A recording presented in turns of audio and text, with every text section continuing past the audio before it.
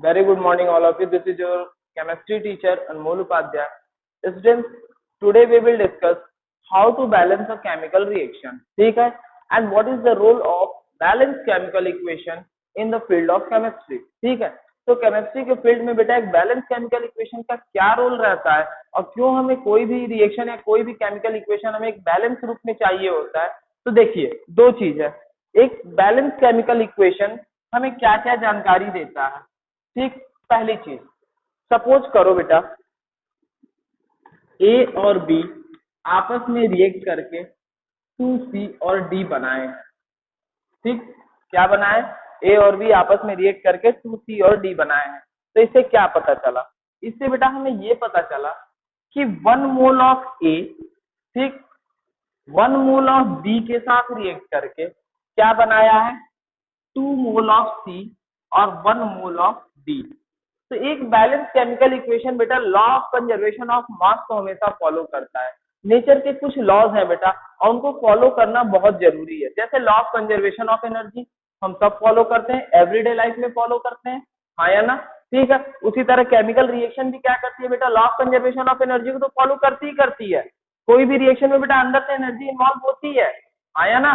ठीक है, जो हीट देते हो या वो हीट देती है तो इन्वॉल्व तो होता ही है, लेकिन हम उसको अभी कंसीडर नहीं करते क्योंकि वो हायर क्लासेस में हमें पढ़ना होता है और केमिकल काइनेटिक्स चैप्टर के अंदर आपको सारी चीजें पढ़ाई जाएंगी। लेकिन हमें जो देखना है वो ये देखना है कि law of conservation of energy को चलो ठीक है, law of conservation of mass को तो फॉलो करना चाहिए। ठीक है, एक बैलेंस केमिकल इक्वेशन क्या करता है बेटा कि law of conservation of mass को हमेशा फॉलो करता रहता है। ठीक है, क्योंकि हम नेचर के इस लॉ को हमेशा मानते हैं कि masses can neither be created nor be destroy. अगर हम बेटा रिएक्टेंट में उतना मास नहीं लिए तो क्या प्रोडक्ट में मुझे उतना मास मिलेगा? नहीं। अगर मैं रिएक्टेंट में बेटा 50 ग्राम लिया हूं ए और बी मिला करके, तो क्या रिएक्टेंट प्रोडक्ट सी और डी में हमें मिल पाएगा इतना? नहीं। ठीक है, means law of conservation of mass को हमेशा ये क्या करता है? फॉलो करता है। और उसके बेस पे हम लोग ये डिटरमाइन कर पाते हैं बेटा कि 1 मोल ऑफ ए, ठीक, जब भी लगेगा बेटा तो 2 मोल ऑफ सी बनेगा, या 1 मोल ऑफ बी जब भी लगेगा 2 मोल ऑफ सी बनेगा। तो बैलेंस केमिकल इक्वेशन क्या क्या दिखाता है, इसके बेनिफिट क्या है बेटा?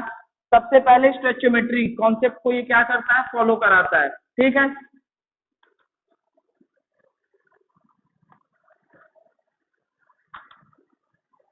ये आपको पढ़ाया जाएगा बेटा 11th में। ठीक है, तो इसके अंदर क्या है, हम मोल के बारे में जान सकते हैं, रिएक्टेंट और प्रोडक्ट के। किसके? रिएक्टेंट और प्रोडक्ट के। और क्या, स्पेलिंग का चेक कर लेना बेटा क्योंकि कभी स्पेलिंग गलत हो जाती है। ठीक है, मोल हो गया, उसके बाद मासेस का, रिएक्टेंट और प्रोडक्ट का। ठीक, अब ए मान लो 56 ग्राम हो, बी कितना हो, 36 ग्राम हो, तो उस हिसाब से सीओडी का भी फॉर्मेशन होगा। अभी एक एग्जांपल लेकर हम लोग देख लेते हैं। तो एक बैलेंस केमिकल इक्वेशन हमें बेटा मोल की एक अच्छी जानकारी देता है। ठीक है, कि कितने मोल कौन सा एलिमेंट लगा है, ठीक है, और कितना मोल कौन सा बना है। ठीक है, तो प्रोडक्ट जो होता है बेटा वो रिजल्ट होता है किसी भी केमिकल इक्वेशन का, और इन्वॉल्वमेंट ऑफ द मॉलिक्यूल्स और एलिमेंट और substance is known as reactant. ठीक है, तो मास के बारे में भी जानकारी देता है। एक बैलेंस केमिकल इक्वेशन क्या करता है बेटा? मास के बारे में भी बहुत जानकारी देता है। मोल के बारे में तो देता ही है, मास के बारे में भी देता है, और लास्ट जो है बेटा नंबर ऑफ मॉलिक्यूल्स के बारे में भी पूरी जानकारी देता है। ठीक है, नंबर ऑफ मॉलिक्यूल्स की। क्यों? रिएक्टेंट और प्रोडक्ट की। क्यों बेटा ये बताओ, क्या 9th में हमने आपको ये नहीं बताया है किस तरीके से मोल, मास और नंबर ऑफ मॉलिक्यूल एक दूसरे से क्या होते हैं? इंटरलिंक्ड होते हैं, हाँ या ना? इंटरलिंक तो होते ही है। मोल हो गया, मास हो गया, या नंबर ऑफ मॉलिक्यूल्स हो गया, पढ़ा रखा है मोल कॉन्सेप्ट में आपको हमने। ठीक है, तो स्टोइचियोमेट्री कॉन्सेप्ट को बेटा फॉलो कराते हैं। एक 1 मोल में बेटा क्या होता है? 1 मोल में एटॉमिक मास के बराबर होते हैं 6.022 × 10⁻23 एलिमेंट्स होते हैं। एक और आपको बता दे बेटा कि एनटीपी पे 22.4 लीटर के मॉलिक्यूल्स होते हैं, यानी एक मोल में बेटा 22.4 लीटर एलिमेंट या मॉलिक्यूल अपने लिक्विड फॉर्म में या गैसियस फॉर्म में जब रहता है तो आ जाता है जब वो लिक्विड फॉर्म में बनता है। तो इससे हमें ये पता चलता है, अगर कोई आपसे पूछता है कि what are the advantages of the balance chemical equation, तो आप क्या बता सकते हो कि balance chemical equation tell us about the stoichiometric coefficients, ठीक है। It's deal with the law of conservation of mass. Law of conservation of mass को फॉलो करते हुए बेटा वो क्या क्या बताता है, it gives the proper information of the mole, it gives the proper information of the mass of the element, it gives the proper information of the molecules of the element, and after then we can assume we can calculate the volume also, ठीक है। ये तो ये चार चीजें बता देता है। एक बैलेंस केमिकल इक्वेशन क्या नहीं बताता है? एक बैलेंस केमिकल इक्वेशन इतनी चीजें तो बता देता है, कोई भी रिएक्शन में बेटा बहुत ज्यादा एक बैलेंस केमिकल इक्वेशन का रोल होता है, इसलिए चैप्टर के पहले ही चैप्टर में आपको पढ़ाना है कि कैसे हम लोग बैलेंसिंग करना सीखेंगे, ठीक। चलो, एक बैलेंस केमिकल इक्वेशन की कुछ डेमेरिट्स भी हैं, कुछ कमियां हैं। क्या है वो कमियां, उन पे भी हम लोग गौर करते हैं बेटा। इस रिएक्शन को देख के तुम बता सकते हो कि कितना घंटा लगेगा? कोई टाइम का लिमिटेशन है इस केमिकल इक्वेशन में? नहीं। तुम इसकी टाइम कभी नहीं बता सकते हो। 3 घंटा, 4 घंटा, 5 घंटा, हो सकता है 6 महीना, हो सकता है कि 1 साल, ठीक। तो सबसे पहले तो टाइम की कोई जानकारी नहीं देता कोई भी बैलेंस केमिकल इक्वेशन। किसकी जानकारी नहीं देता बेटा? टाइम की कोई जानकारी नहीं देता है कि कितने घंटे में कौन सी रिएक्शन करा दोगे। एक केमिकल इक्वेशन लिख देने से हमें ये नहीं पता चलने वाला कि कितने घंटे में रिएक्शन हो जाएगी, हाँ या ना। दूसरा जो होगा बेटा, फिजिबिलिटी नहीं बता पाता कोई भी केमिकल इक्वेशन। क्या नहीं बता पाता? फिजिबिलिटी नहीं बता पाता। मतलब रिएक्शन होगी भी कि नहीं होगी कोई खबर नहीं। एक छोटा सा एग्जांपल लेके देख लेते हैं बेटा। देखो, zinc plus CuSO4 copper sulphate है बेटा, जिंक को रिएक्शन करा दें और एक रिएक्शन लेते हैं CuSO4 का जिंक के, तो अभी सर क्या सेम तो है, हाँ या ना। Cu को हटा के जिंक लगा देंगे, बन जाएगा क्या? ZnSO4 और Cu बाहर हो जाएगा बेटा, तो रिएक्शन तो हो गई। अब सोचोगे कि सर इसमें भी तो वही काम करेंगे, Cu को हटाएंगे, ZnSO4 लगाएंगे और क्या कर देंगे? Cu को रिमूव कर देंगे, ठीक है। यहाँ पर है बेटा ZnSO4, Cu रिमूव हुआ, ठीक है। अच्छा, सेम ही लिख दिए हैं क्या? इस पर देखो बेटा, CuSO4 है, ये है ZnSO4 और Cu का रिएक्शन, ठीक है। आप सोच रहे होगे बेटा कि ZnSO4 की जगह हम क्या लिख दें? CuSO4 लिख दें, ठीक है, और Zn को बाहर कर दें। आपके दिमाग में अगर यही चल रहा है तो अगर ये रिएक्शन सही है तो ये भी सही होनी चाहिए, पर बेटा ये रिएक्शन तो होती ही नहीं है, क्योंकि कॉपर जिंक से क्या है? कम रिएक्टिव होता है। कॉपर जो है वो जिंक से कम रिएक्टिव होता है, रिएक्शन करा ही नहीं पाता। तो कोई भी केमिकल इक्वेशन को देख के तुम ये नहीं कर सकते हो कि रिएक्शन हो जाएगी। समझ में आया? कितना समय लेगी तुम ये भी नहीं बता सकते हो। क्लियर है? चलो, आज हम लोग सीखेंगे बेटा कैसे किसी केमिकल इक्वेशन को बैलेंस करते हैं, ठीक है। बहुत शॉर्टकट मेथड से सीखेंगे, इतना कोई तामझाम, क्योंकि बेटा देखो बोर्ड में पहला ये चैप्टर से ध्यान रखना, जो चीजें तुम पढ़ के जाओगे बोर्ड उस चैप्टर से कभी नहीं पूछता। इस चैप्टर से इंपॉर्टेंट हो जाते हैं बोर्ड के लिए कलर्स, एक्टिविटीज, तो बैलेंसिंग पे ज्यादा फोकस नहीं करता, क्योंकि आगे जैसे पढ़ते जाओगे सब तुम बैलेंसिंग के मास्टर हो जाओगे। तुम कोई भी रिएक्शन को 1 सेकंड में बैलेंस कर लोगे। हिट एंड ट्रायल मेथड से ही करना है, आया ना। चलो,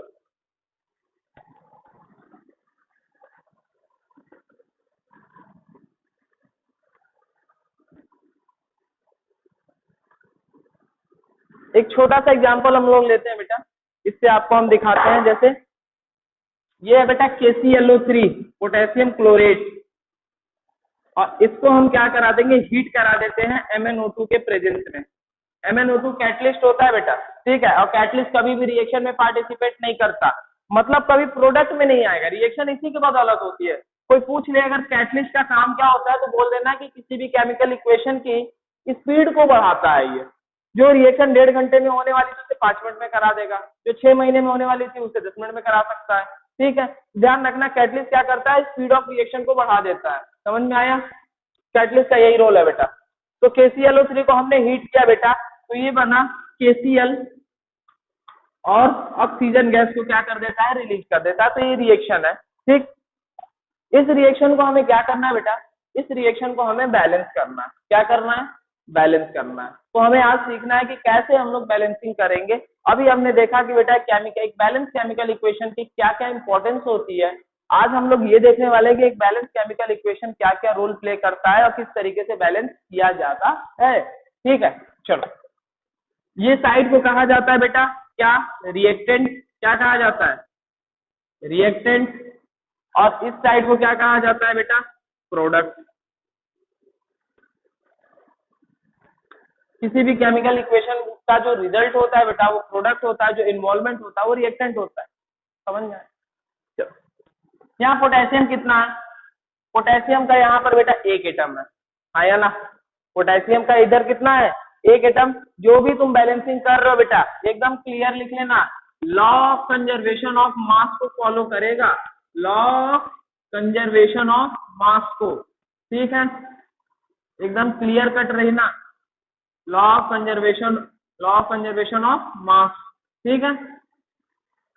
इसके बगैर यहाँ पर कुछ नहीं है। एनर्जी का तो बहुत बाद में पढ़ना है, ठीक है। देखो, तो यहाँ पर के कितना है बेटा, एक।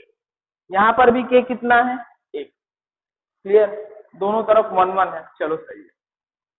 यहाँ पर सीएल कितना है बेटा, 1। यहाँ पर भी सीएल कितना है, 1, ठीक। ये भी क्लियर है। यहाँ पर ऑक्सीजन कितना है बेटा, 3। वहां पे ऑक्सीजन कितना है, 2। ये दिक्कत, रिएक्टेंट में 3 है तो प्रोडक्ट में 2 कैसे हो सकता है, प्रोडक्ट में भी 3 होना चाहिए, आया ना। अब हम क्या कर सकते हैं, इधर 3 है उधर 2 है। तो याद रखना बेटा कि एक बैलेंस केमिकल इक्वेशन या केमिकल इक्वेशन बिल्कुल अलजेब्रिक होता है। कैसा होता है, अलजेब्रिक। इक्वेशन है ना, इक्वेशन मतलब इक्वालिटी, इक्वालिटी मतलब अलजेब्रा का इन्वॉल्वमेंट। अलजेब्रा में क्या करते थे, 2 से मल्टीप्लाई करते थे तो इधर भी होगा उधर भी होगा, 3 से करते थे तो इधर भी होगा उधर भी होगा, ठीक। याद रखना, तो इस चीज को बहुत ध्यान रखेंगे।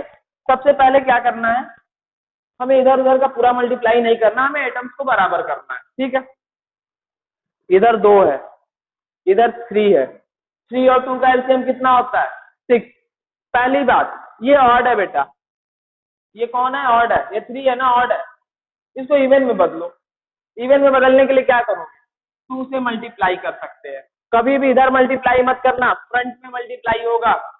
मल्टीप्लाई हमेशा किससे होगा बेटा, फ्रंट में, ठीक। तो 3 ये और 3 2 जा 6। ऑक्सीजन किसमें बदल गया बेटा, इवन में बदल गया, 6 हो गया। इधर ऑक्सीजन को अगर मैं 3 से मल्टीप्लाई करा दूं तो ये भी 3 2 जा 6। दिक्कत की बात पड़ गई है केसीएल के साथ बेटा। अब के भी 2 हो गया, सीएल भी 2 हो गया, तो क्यों ना हम यहाँ 2 से मल्टीप्लाई करा दें। अब देखो के भी 2 हो गया, सीएल भी 2 हो गया, बैलेंस हो गया। क्लियर है, नहीं समझ में आया, फिर से देखो।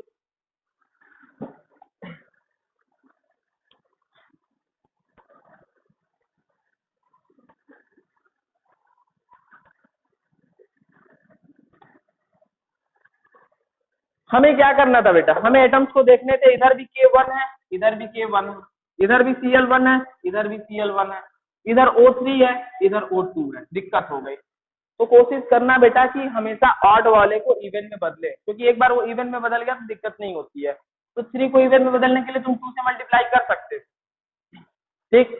तो 2 3 जा 6 हो गया, और इधर 2 है ना, तो इधर 3 से मल्टीप्लाई करा दो, ये भी 3 2 जा 6 हो गया। के कितना हो गया, 2। सीएल भी कितना हो गया, 2। तो इधर क्या करेंगे बेटा, 2 से अगर मल्टीप्लाई करोगे तो के भी 2 हो जाएगा और सीएल भी 2 हो जाएगा। हमारा इक्वेशन क्या हो जाएगा, बैलेंस हो जाएगा, ठीक है। चलो एक दो तो और एग्जांपल देखते हैं बेटा,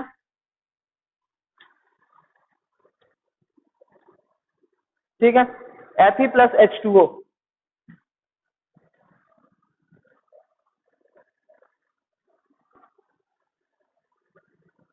आप सीखना है बेटा, ठीक है।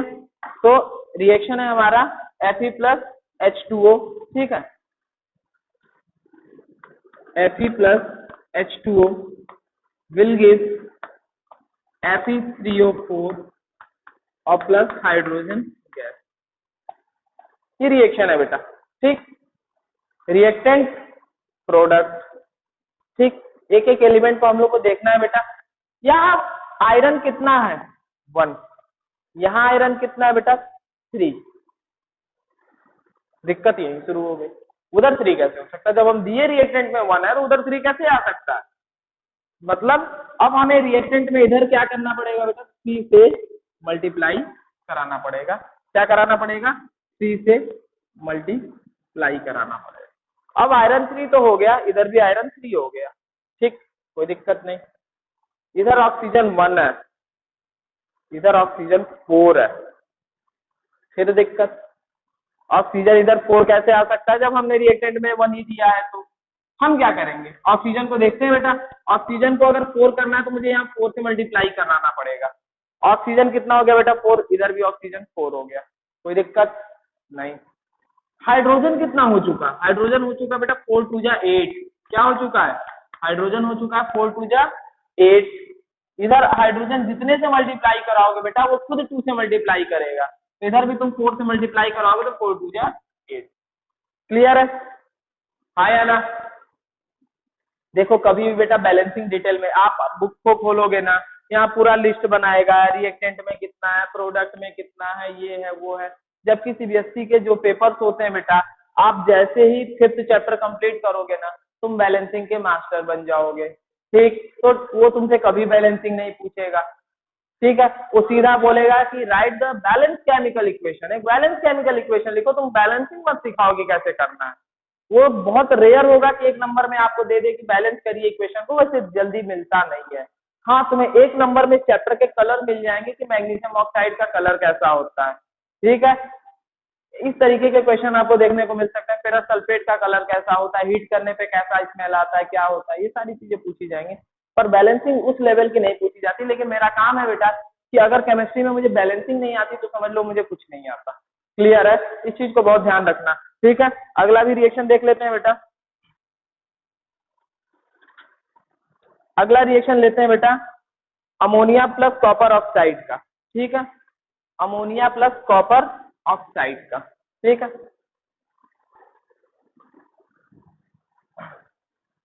Ammonia plus copper oxide CuN2H2O, ये है बेटा अमोनिया और ये है कॉपर ऑक्साइड, ठीक है। रिएक्शन है बेटा CuN2 और आई थिंक H2O है, ठीक है। हाँ, CuN2 और H2O। कह रहा है कि इस रिएक्शन को बैलेंस करो, ठीक है। हमें इस रिएक्शन को बेटा बैलेंस करना है, क्या करें, NH3CuO CuN2H2O, ठीक। तो अपना काम ये है ना बेटा कि सबसे पहले क्या करेंगे, एक एक एलिमेंट को चेक करेंगे। नाइट्रोजन कितना है रिएक्टेंट में 1, इधर नाइट्रोजन कितना है 2, दिक्कत तो यही हो गई। इधर 1 है तो उधर 2 कैसे हो सकता है। हमने बोला ऑड वाले को ट्राई किया करो इवन में बदलने के लिए बेटा, तो इधर हमने 2 से मल्टीप्लाई करा दिया। बेटा हिट एंड ट्रायल है, याद रखना। जरूरी नहीं कि एक बार हम नंबर लिख दिए तो सही ही होगा, मिटा के हमको चेंज भी करना पड़ सकता है, ठीक है। तो अभी जो पढ़ रहा हूँ हिट एंड ट्रायल है, मेनली तो पढ़ना ही 11th में है, वहां पे हमको बैलेंसिंग अच्छे से सीखना है। ये हिट एंड ट्रायल मेथड है सब, ठीक है। नाइट्रोजन कितना हो गया बेटा 2, इधर भी नाइट्रोजन हो गया 2, चलो ठीक। कॉपर कितना है बेटा, इधर 1 है, कॉपर इधर भी कितना है 1 है। हाइड्रोजन इधर हो गया बेटा 3 2 जा 6, हाइड्रोजन कितना हो चुका है 3 2 जा 6। इधर हाइड्रोजन कितना है बेटा, इधर हाइड्रोजन है कितना 2 है। अगर मैं 3 से मल्टीप्लाई करा दूंगा तो ये भी कितना हो जाएगा 6 हो जाएगा, हाँ या ना। हाइड्रोजन कितना है 3 और 3 2 जा 6, हाँ हाइड्रोजन कितना है 3 3 2 जा 6, सही है। दिक्कत हो गई ऑक्सीजन के साथ, ऑक्सीजन अब कितना हो गया बेटा, उधर 3 हो गया और इधर ऑक्सीजन कितना है 1। चलो इनमें भी 3 का मल्टीप्लाई करा देते हैं तो ऑक्सीजन कितना हो गया 3, आया ना। कॉपर कितना हो गया 3, इधर भी लगाओ कॉपर के आगे 3।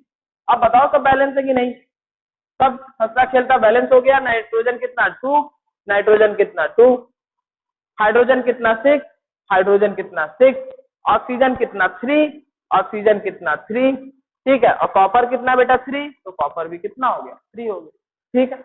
तो इस रिएक्शन को हमने क्या देखा बेटा, बैलेंस करके देखा आसानी से बेटा, आराम से। हिट एंड ट्रायल है, मजे मार के क्या करना है हम लोगों को, रिवीजन करना है और एक एक चीजों को क्या करना है बैलेंस करना है, ठीक है। चलो एक और रिएक्शन दिखाता हूँ। अमोनिया प्लस कैल्शियम हाइड्रोक्साइड का, अमोनिया कह रहा हूँ, नाइट्रिक एसिड और कैल्शियम हाइड्रोक्साइड का, ठीक है। HNO3 का रिएक्शन कराना है बेटा, किससे? कैल्शियम हाइड्रोक्साइड से, ठीक, कैल्शियम हाइड्रोक्साइड से। और फॉर्मेशन हो रहा है बेटा किसका? कैल्शियम नाइट्रेट का और H2O का, ठीक है। कैल्शियम नाइट्रेट का और किसका? कैल्शियम नाइट्रेट और H2O का फॉर्मेशन हो रहा है, ठीक है। तो इस चीज को ध्यान रखेंगे बेटा। देखो सिंपल सी बात है, हाइड्रोजन टोटल कितना है? इधर हाइड्रोजन 2 है और इधर हाइड्रोजन 1 है, इधर हाइड्रोजन 2 है, ठीक है। चलो तो इसमें देखते हैं, हाँ तो यहाँ पर बेटा बैलेंस करते हैं। कैल्शियम कितना है? 1 है, कैल्शियम इधर भी कितना है? 1 है, ठीक है। नाइट्रोजन कितना है बेटा? इधर 1 है, इधर देखो, एक तो बैलेंसिंग ग्रुपिंग के साथ भी कर सकते हो। NO3 है ना, नाइट्रेट ग्रुप कहलाता है, बताया था 9th में ना, कौन सा ग्रुप है? नाइट्रेट। इधर कितना है? 2, इधर कितना है? 1। चलो इसको 2 से मल्टीप्लाई कराते हैं। अब पूरा का पूरा नाइट्रेट ग्रुप कितना हो चुका है? 2। इधर भी नाइट्रेट का पूरा ग्रुप 2 हो चुका है बेटा, ठीक है। और देखते हैं कैल्शियम कितना है बेटा? 1 है, कैल्शियम 1 है, ठीक है। हाइड्रोजन कितना है बेटा? हाइड्रोजन भी 2 है और इधर 2 कितना हो गया बेटा? 4। इधर हाइड्रोजन को कितना कर लिया जाए बेटा? 4 कर लिया जाए।